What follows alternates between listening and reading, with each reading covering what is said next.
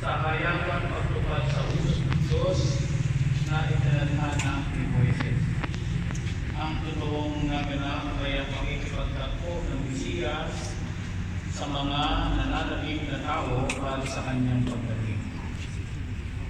Sa pag-akit ng Espiritu Santo, ang mapalan na matatanda ay naparoon sa templo. Sa tulong ng tanglaw ng Espiritu Santo, kanilang nakilala ang Panginoon at masaya nilang tinanggap siya.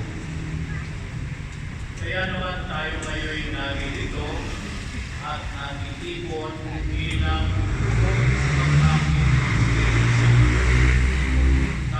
Tayo'y magposisyon patungo sa tahanan ng Diyos bilang pagsalubong sa Mesiyas. Makaharap at makilala naman natin siya ngayon sa pagsasalo at pinag-hati-hati pininapan hanggang sa kanyang maningning na pagpapakita. Manalangin tayo.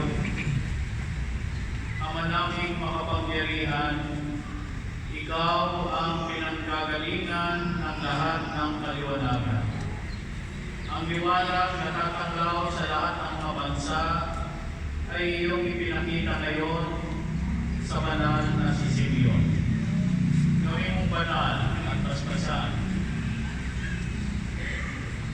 ang mga pagbilang ito na hawak-hawak ng mga bumubuo sa iyong sambayanan.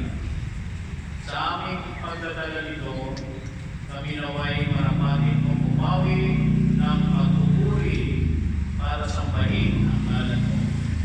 Sa aming paglakad sa landas ng iyong kabutihan, kami naway loobin mong sumapi sa di magmamali mong liwanag. Si Jesucristo na aming Panginoon, magpasawalang hanggan. Amen.